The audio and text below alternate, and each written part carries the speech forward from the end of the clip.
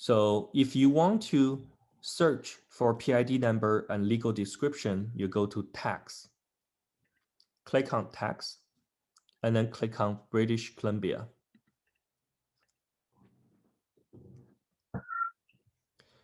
And then over here, you see property address, right? Let's use a real one. Let's use our brokerage. So that's the number. That is the street, right?